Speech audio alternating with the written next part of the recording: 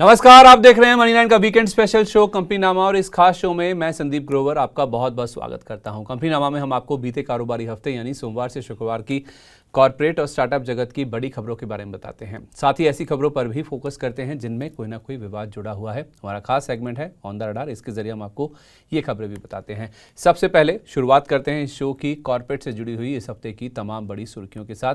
और इस सेगमेंट में जो पहला नाम है वो है दिग्गज रिलायंस इंडस्ट्रीज़ का। डिफेंस सेक्टर में दस्तक देने की तैयारी में है रिलायंस इंडस्ट्रीज। इस कंपनी ने इनफैक्ट रॉयल्स रॉयस के साथ एक स्ट्रेटेजिक इरादे की घोषणा की है। पार्टनरशिप स्वदेशी कॉम्बैट इंजन डेवलप करने का इन दोनों कंपनी का इरादा है और भारत का जो AMCA प्रोग्राम है यानी कि advanced medium combat aircraft programme है उसके लिए दोनों कंपनियां मिलकर काम करना चाहती हैं। डिफेंस में RIL की एंट्री SR वेल्थ के लोग एशिया मानते हैं कि कोई खतरा नहीं है, बल्कि इस पूरे सेक्टर की जो कंपनियां हैं उनके लिए एक बड़ा मौका है। और इनफैक्ट वरुण जोशी जी मानते हैं कि इस शेयर में आप निवेश कीजिए। इस शेयर में जो डाउनसाइड है वो लिमिटेड नजर आ रही है। स्टॉप लॉस रखिए 1260 रुपये का। स्टॉक ऑल टाइम हाई या तो फिर 1600 रुपये तक जाता हुआ दिख सकता है। 17 अगस्त को RIL के शेयर में डे लो से अच्छी खासी रिकवरी हुई और शेयर करीब आधा % ऊपर 1316 रुपये के भाव पर जाकर सेटल होता हुआ दिखा। साथ ही साथ खबर यह भी थी, इस कंपनी ने क्लैरिफिकेशन जारी किया था इस हफ्ते। 10 लाख रुपए का जो जुर्माना लगा है उस खबर को लेकर इस कंपनी ने सफाई जारी की है। सुप्रीम कोर्ट की ओर से 10 लाख रुपए का जो जुर्माना है उसकी रिपोर्ट्स का इस कंपनी ने खंडन किया है। कंपनी ने कहा कि 10 लाख रुपए का जो जुर्माना है वो एक्चुअली जुर्माना नहीं है, बल्कि अपील खारिज होने और उससे जुड़ी जो लागत है ये वो वाली रकम है। ये मामला दरअसल NTPC की जो गैस सप्लाई होने वाली थी उसमें देरी हो रही है उससे जुड़ा हुआ, जिसके तहत कंपनी ने ये क्लैरिफिकेशन जारी किया है। 1180 से 1240 तक ये शेयर आपको मिले तो लंबी अवधि के लिए आप इसमें खरीदारी कर सकते हैं, ऐसा BNK सिक्योरिटीज के हेड ऑफ रिसर्च रचित खंडेलवाल जी का मानना है। 19 अगस्त को RIL के शेयर में कारोबार के आखिरी मिनटों में रिकवरी हुई, लेकिन उसके बावजूद शेयर करीब 1% नीचे 1311 रुपये के शेयर लेवल पर जाकर सेटल होता हुआ दिखा। सरकारी डिफेंस कंपनी HAL ने अदानी डिफेंस और सरकारी कंपनी BEML के साथ हाथ मिलाया है। इस कंपनी ने अदानी डिफेंस और BEML के साथ एक पार्टनरशिप की है। ये पार्टनरशिप हुई है प्रचंड LCH फ्यूजलेज स्ट्रक्चर्स के लिए और PSU डिफेंस कंपनियों में वरुण जोशी जी मानते हैं काफ़ी अच्छा मौका है और इस तेज़ी को हो सकता है कि ये जो HAL जो दिग्गज कंपनी है वही लीड करती हुई नजर आ सकती है। वरुण जोशी जी का मानना है कि 4700 से 4800 की रेंज में अगर आपको ये शेयर मिले खरीदारी कीजिए। दोबारा ये वही लेवल्स तक जा सकता है जो उन्हें पहले छुए थे 5600 से 5700 तक के। 17 अगस्त को HAL के शेयर में शुरुआत तो अच्छी हुई, लेकिन शेयर ऊपर टिक नहीं पाया और करीब आधा % ऊपर शेयर 5059 रुपये के स्तर पर जाकर सेटल होता हुआ दिखा। इस हफ्ते 17 अगस्त को बाजार स्टाइल रिटेल में एक बड़ी ब्लॉक डील हुई, जिसके बाद इस शेयर में 5% का अपर सर्किट लग गया। 17 अगस्त को 45 लाख शेयरों का बड़ा सौदा हुआ। 362 रुपये प्रति शेयर के भाव पर 163 करोड़ रुपए की रकम में ये बड़ी ब्लॉक डील होती हुई नजर आई, जिसमें ऐसी खबरें थी, ऐसी रिपोर्ट थी कि आदित्य हलवासिया इस ब्लॉक डील में खरीदार के रूप में सामने आए हैं। इनफैक्ट आपको बता दें ये वही कंपनी है जिनकी ग्रुप कंपनियां TFCI और क्यूपिड है और आदित्य हलवासिया इसकी अगुवाई करते हैं। अब राजेश शर्मा जी मानते हैं कि अगर आपकी शेयर में पोजीशन है तो आप इसे जरूर रखें, इसको आप होल्ड कीजिए। और इसी ग्रुप की दूसरी कंपनी जैसे मैंने आपको बताया TFCI tourism finance corporation of India, इसको आप होल्ड कीजिए और चाहे तो इसको आप नया खरीद कर चाहे तो भूल भी सकते हैं, यानी कि इसको लंबा होल्ड करेंगे आपको बड़ी कमाई देखने को मिल सकती है। 17 अगस्त को बजाज स्टाइल रिटेल के शेयर में 5% के अपर सर्किट पर 383 रुपये 50 पैसे के स्तर पर कारोबार का अंत हुआ। ब्लॉक डील्स का सिलसिला जारी रहा। इस हफ्ते भी बड़ी ब्लॉक डील के बाद ग्रो के शेयर में इस हफ्ते हमने गिरावट बनती हुई देखी। 7.5 करोड़ शेयरों से ज्यादा की ब्लॉक डील 18 अगस्त को हुई और इस ब्लॉक डील के जरिए करीब 1.25% इक्विटी ने हाथ बदले हैं। महेश ओझा जी मानते हैं कि अगर आपको ब्रोकिंग स्पेस में रहना ही है तो ग्रो के बजाय अगर आप एंजल 1 को फोकस करें वो ज़्यादा बढ़िया है कि 270 के आसपास अगर नीचे मिल जाए ये शेयर तो आप इसमें खरीदारी करके चल सकते हैं। ब्लॉक डील के बाद 18 अगस्त को ग्रो के शेयर में करीब 2.5% की गिरावट के साथ 193 रुपये 81 पैसे के स्तर पर कारोबार का अंत हुआ। एक और ब्लॉक डील हुई पेटीएम में। इसमें तो प्रमोटर ने अपनी 3% हिस्सेदारी बेची है। जी हां, 1.92 करोड़ शेयरों की ब्लॉक डील हुई थी, यानी कि 3% हिस्से के बराबर 1535 रुपये प्रति शेयर का भाव था, जिस पर 2950 करोड़ रुपए के आसपास की रकम में यह सौदा हुआ है। और इसमें खबर ऐसी थी कि प्रमोटर विजय शेखर शर्मा से जुड़ी कंपनी वो इस ब्लॉक डील में अपनी हिस्सेदारी बेच सकती है और रेजिलिएंट एसेट मैनेजमेंट नाम की ये कंपनी है जिसने 3% हिस्सेदारी बेची है। ब्लॉक डील के बाद शाम को ये डिटेल्स निकल के सामने आई थी। इसमें खजारों के नाम बड़े इंटरेस्टिंग है। विदेशी निवेशकों की बात करें तो उसमें बड़े नामों में देखें तो गोल्डमैन सैक्स, BNP पारिबा, सोसाइटी जनरल, इन्होंने शेयरों में खरीदारी की है। और उसके साथ साथ ब्लॉक डील में 1535 रुपये 10 पैसे के भाव पर SBI mutual fund, ABSL mutual fund, Sundaram mutual fund, Kotak mutual fund, HSBC, HDFC और टाटा म्यूचुअल फंड ने भी इस ब्लॉक डील में खरीदारी की है। तो बड़े बड़े दिग्गज नाम हैं जिन्होंने यहाँ पर खरीदारी की है। अरुण मंत्री जी का मानना है कि शेयर में अगर कोई भी गिरावट मिलती है तो 1450 के आसपास खरीदारी करने का काफ़ी अच्छा मौका होगा। 18 अगस्त को पेटीएम के शेयर में खुलने के बाद गिरावट आई और शेयर 2% से ज़्यादा गिरकर 1546 रुपये 30 पैसे के स्तर पर जाकर बंद हुआ। नेटवेब टेक्नोलॉजीज ने QIP इशू लॉन्च किया है। 1200 करोड़ रुपए तक की रकम जुटाने के लिए QIP इशू लॉन्च किया गया है। इसका इंडिकेटिव प्राइस 4710 रुपए से 4790 रुपए प्रति शेयर तय किया गया है। इशू प्राइस क्लोजिंग प्राइस से 8.1 से 9.6% के डिस्काउंट पर हो सकता है और कंपनी की ओर से कुछ 25 से 25.5 लाख शेयरों की जो एक जारी करने की जो सिलसिला है वो इनफैक्ट देखने को मिल सकता है। राजेश शर्मा जी का मानना है कि अगर ये शेयर आपको गिरावट में कभी भी 4700 के आसपास मिल जाए तो खरीदारी करने का बहुत अच्छा मौका होगा। 50 रुपए नीचे 4650 रुपए पर स्टॉप लॉस रखें। स्टॉक आपको नए ऑल टाइम हाई लगाता हुआ नजर आ सकता है। 18 अगस्त को नेटवेब टेक्नोलॉजीज के शेयर में करीब 3.25% की मजबूती के साथ 5354 रुपए 50 पैसे के स्तर पर कारोबार की समाप्ति हुई। एस्टर डीएम हेल्थ केयर, जिसे अब आप एस्टर डीएम क्वालिटी केयर के नाम से जानते हैं, इस कंपनी में भी इस हफ्ते एक ब्लॉक डील हुई जिसके बाद हमने शेयर में काफ़ी उतार चढ़ाव देखा। 5,86,00,000 शेयरों की ब्लॉक डील हुई, 11.3% हिस्से के बराबर। 769 रुपये का दाम था। 4,506 करोड़ रुपए की ये टोटल ब्लॉक डील है जो कि कंपनी के शेयरों में हुई है। अब इसमें BNK सिक्योरिटीज़ के हेड ऑफ रिसर्च रचित खंडेलवाल जी मानते हैं कि इस शेयर में फ्रेश खरीदारी आप ना कीजिए। अगर आपको हॉस्पिटल स्पेस या फिर हेल्थ केयर स्पेस में रहना ही है तो नारायण हृदयालय यानी कि NH और अपोलो हॉस्पिटल ये स्टॉक्स हैं जिनमें आप खरीदारी करके चल सकते हैं। 19 अगस्त को ब्लॉक डील के बाद एस्टर डीएम के शेयर में पहले हाफ में खरीदारी जरूर देखने को मिली, लेकिन बाद में मुनाफा वसूली हावी हो गई और शेयर 2% से ज्यादा गिरकर 800 रुपये 20 पैसे के स्तर पर जाकर सेटल हुआ। हिस्सा खरीद की खबर के बाद जुबिलेंट इंग्रेविया में इस हफ्ते गिरावट देखने को मिली। जेटा वन टेक्नोलॉजीज नाम की कंपनी है जिसमें इन्होंने 40% हिस्सेदारी खरीदने का मन बना लिया है। 189.2 करोड़ रुपए की रकम में दोनों कंपनियों में ये सौदा तय हुआ है। अब इनके बिजनेस से काफ़ी अलग है ये कंपनी जिसमें ये स्टेक खरीदे हैं। ये कंपनी इलेक्ट्रॉनिक्स डिज़ाइन मैन्युफैक्चरिंग के कारोबार में है और इसी चीज़ को बाजार ने पसंद नहीं किया है और यही वजह भी है कि BNK सिक्योरिटीज़ के हेड ऑफ रिसर्च रचित खंडेलवाल जी मानते हैं कि शेयर में उछाल पर आप निकलें वही आपके लिए ज़्यादा बेटर होगा, क्योंकि जिस लाइन ऑफ बिजनेस में ये कंपनी है उससे जिस कंपनी में हिस्सेदारी खरीदी जा रही है काफ़ी ज़्यादा अंतर है। 19 अगस्त को जुबिलेंट इंग्रेविया के शेयर में 2.5% से ज़्यादा की गिरावट के साथ 708 रुपये 40 पैसे के स्तर पर कारोबार की क्लोजिंग हुई। KM बिरला साहब ने गोल्ड लोन कारोबार में एंट्री कर ली है अपनी कंपनी AB कैपिटल के जरिए। ये कंपनी गोल्ड लोन कारोबार में उतर चुकी है और अगले 3 साल में इस कंपनी की 1000 ब्रांचेस खोलने की योजना है। शुरुआती फेज में मार्च 2027 तक यानी कि अगले 1 साल में 200 से 300 ब्रांचेस खोली जाएंगी जो कि हाई बिजनेस जनरेटिंग एरियाज में होंगे और उसके बाद इवेंचुअली ये जो ब्रांचेस का नेटवर्क है उसे बढ़ाकर 1000 तक पहुंचाया जाएगा। इनफैक्ट आप देखें ग्लोबल मार्केट्स में सोना 3 महीने की ऊंचाई पर पहुंच गया। डॉलर इंडेक्स में नरमी है, उस वजह से सोने चांदी की कीमतों में तेज उछाल देखने को मिला और साथ में ये खबर आ गई कि AB कैपिटल ने एंट्री कर ली है गोल्ड लोन कारोबार में। चॉइस इक्विटी के सचिन गुप्ता जी मानते हैं कि AB कैपिटल में आप खरीदारी कीजिए। 425 से 428 तक के लेवल्स दिख जाएंगे। स्टॉप लॉस आपको रखना होगा 387 रुपये का। वरुण जोशी जी का मानना है कि अगर आपको इस बिजनेस में रहना ही है, कोई शेयर खरीदना ही है तो मुथूट के मुकाबले मन्नापुरम फाइनेंस बढ़िया लग रहा है। 325 के स्टॉप लॉस के साथ इसमें आप खरीदारी कर सकते हैं। 20 अगस्त को जब ये खबर आई तो AB कैपिटल के शेयर में 3% से ज्यादा की मजबूती के साथ 409 रुपए पर डे हाई के बेहद करीब जाकर कारोबार की क्लोजिंग हुई। BSE यानी बॉम्बे स्टॉक एक्सचेंज नए प्रोडक्ट लॉन्च करने की तैयारी में है। MSCI इंडेक्सिस से लिंक्ड डेरिवेटिव्स लॉन्च करने पर ये एक्सचेंज तैयारी करके बैठा है। निवेशकों को हेजिंग का एक और विकल्प देने की मंशा है। भारतीय बाजारों में एक्सपोजर से हेजिंग का इस ऑफर करने का लक्ष्य है BSE का, जिसके तहत ये नए प्रोडक्ट्स लॉन्च किए जा सकते हैं। वरुण जोशी जी मानते हैं कि BSE और उसके साथ साथ MCX इन दोनों शेयरों पर बुलिश नजरिया है। कैपिटल मार्केट स्पेस की कंपनियां हैं ये और इनका फ्यूचर बहुत ब्राइट है, तो इनमें आप लंबी अवधि के लिए खरीदारी कीजिए। 20 अगस्त को एक खबर आने के बाद BSE के शेयर में करीब 2% की और गिरावट देखने को मिली। कैश यानी कि क्लोजिंग ऑक्शन सेशन लागू होने के बाद अगस्त में ऑलरेडी करीब 9% के आसपास की गिरावट आ रही थी, लेकिन इस खबर के बावजूद शेयर में करीब और 2% के आसपास की गिरावट हुई। 3,291 रुपये 10 पैसे के स्तर पर डे लो के आसपास जाकर कारोबार की समाप्ति हुई। पूंजी जुटाने की खबर से सीपी प्लस की जो गिरावट है वो रुक गई। इसकी कंपनी जो पेरेंट कंपनी है उसका नाम है आदित्य इन्फोटेक और इस कंपनी के बोर्ड ने 1500 करोड़ रुपए तक की रकम जुटाने की मंजूरी दे दी है। इक्विटी शेयर जारी कर रकम जुटाने की मंजूरी मिली है और ये शेयर पब्लिक इशू के जरिए, QIP के जरिए या फिर अन्य तरीके से इशू किए जा सकते हैं।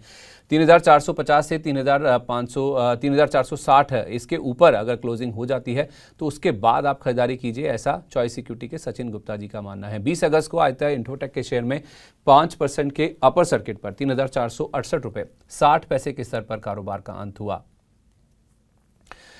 फेडरल बैंक की सब्सिडियरी कंपनी फेड बैंक फाइनेंशियल सर्विसेज पूंजी जुटाने की तैयारी में है। डेट इंस्ट्रूमेंट्स के जरिए इस कंपनी की 2500 करोड़ रुपए जुटाने की योजना है। 25 अगस्त को इनकी बोर्ड बैठक होने वाली है और उस बोर्ड बैठक में ये प्रस्ताव बोर्ड के सामने रखा जाएगा। इनफैक्ट आपको बता दें ये वही कंपनी है जिसमें जून तिमाही में FIs ने अपनी हिस्सेदारी काफ़ी बड़े पैमाने पर बढ़ाई है। 0.66% से FIs की हिस्सेदारी जून तिमाही में बढ़कर 9.30% पर पहुंच गई है। राजेश शर्मा जी मानते हैं 153 रुपये 20 पैसे के ऊपर ये स्टॉक निकल जाए तो आप इसमें खरीदारी करके चल सकते हैं। स्टॉप लॉस रखिए 145 का, शेयर का टारगेट है 175 रुपए। 20 अगस्त को फेड बैंक फाइनेंशियल सर्विसेज के शेयर में करीब 3% की मजबूती के साथ 154 रुपए 3 पैसे के स्तर पर कारोबार का अंत देखने को मिला। डॉक्टर लाल पैथलैब्स ने विदेश में अपना कारोबार और फैला लिया है। इन्होंने उज्बेकिस्तान में एक नई कंपनी का गठन किया है। दुबई में इनकी एक सब्सिडरी कंपनी है जिसके जरिए ये पूरा प्रोसेस किया जा रहा है।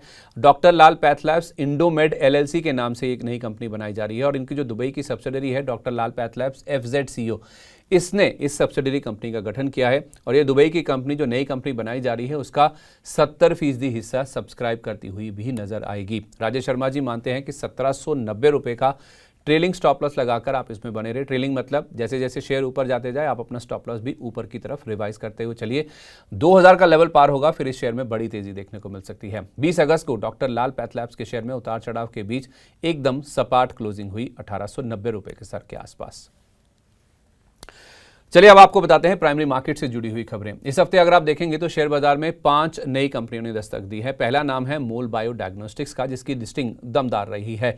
NSE पर यह शेयर 980 रुपए प्रति शेयर के भाव पर लिस्ट हुआ, यानी कि अपने इशू प्राइस से 21% से ज्यादा का प्रीमियम था, क्योंकि इशू प्राइस 807 रुपए था और ग्रे मार्केट मान के चल रहा था 937 रुपए के आसपास इसकी लिस्टिंग हो सकती है। हो भी क्यों ना, क्योंकि 70 गुना से ज्यादा ये IPO सब्सक्राइब हुआ था, जिसके जरिए इस कंपनी ने 940 करोड़ रुपए के आसपास की रकम जुटाई है। फ्रेश इशू से कंपनी को 200 करोड़ मिले हैं और OFS का पार्ट कुछ 740 करोड़ रुपए के आसपास का था।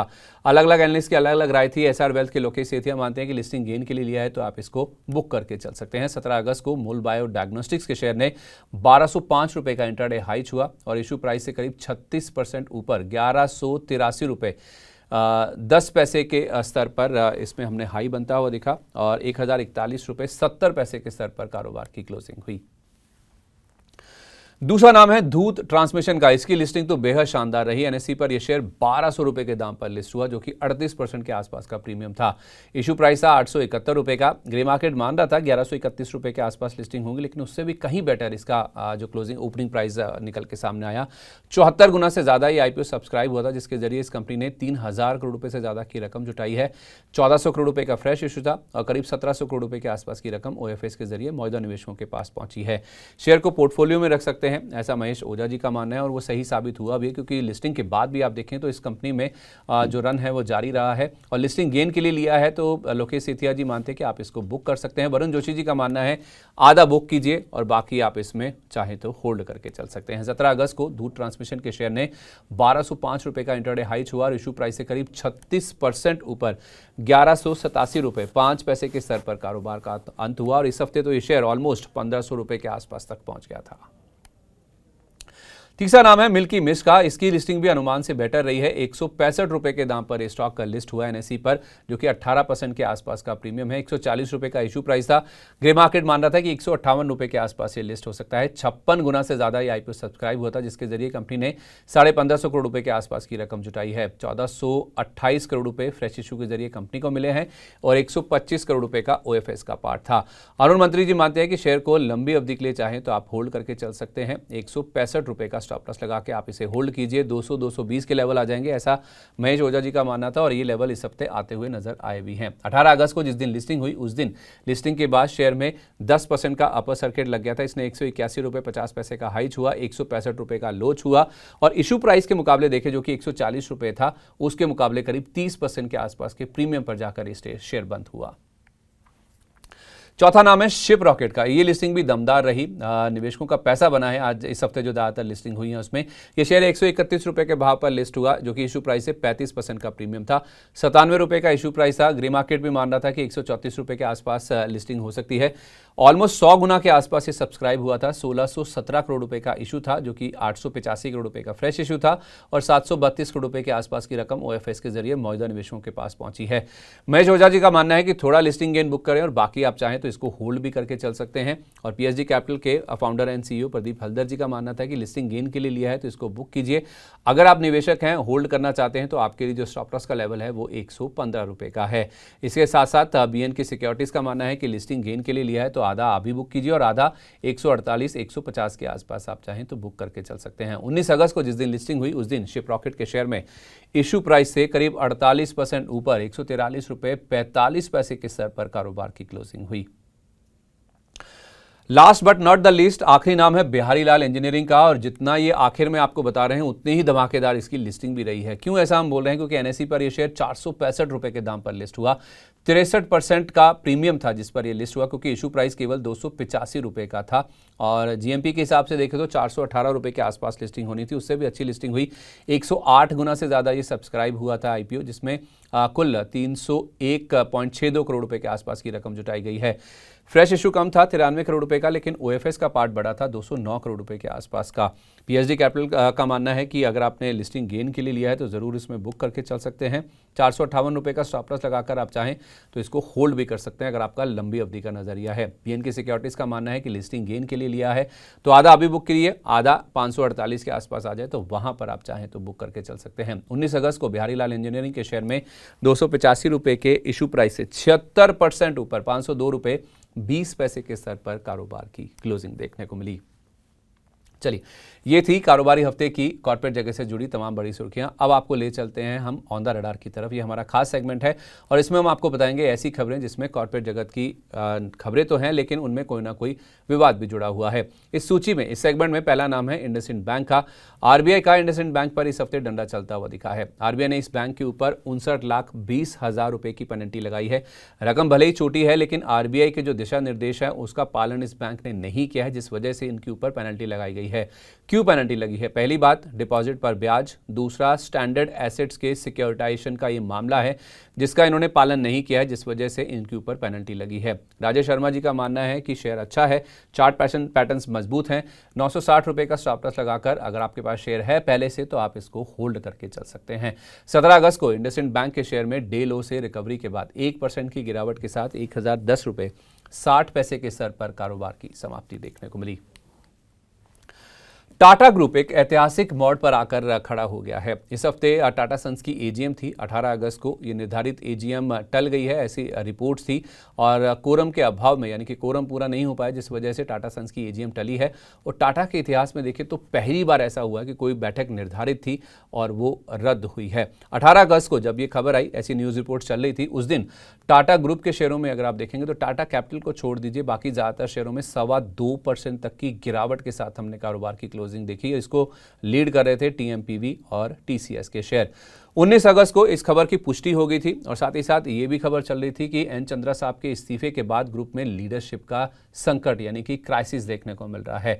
पीएसडी कैपिटल के प्रदीप हल्दर जी मानते हैं कि टाटा कैपिटल को 364 के करीब खरीदें, 315 ये आपका स्टॉप लॉस होगा, टारगेट इसमें 440 का होगा। टाटा टेक को भी आप चाहें तो 800 से 805 की रेंज में खरीदें, 865 906 रुपये का टारगेट होगा, 735 रुपये का आपको स्टॉप लॉस रखना चाहिए।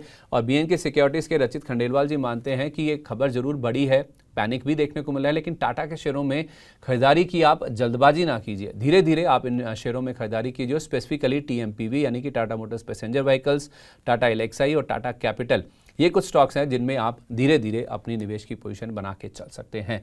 19 अगस्त को टाटा टेक, टाटा केमिकल, टाटा स्टील जैसे शेयरों में 1 से 3% की गिरावट के साथ कारोबार की हमने क्लोजिंग बनती हुई देखी।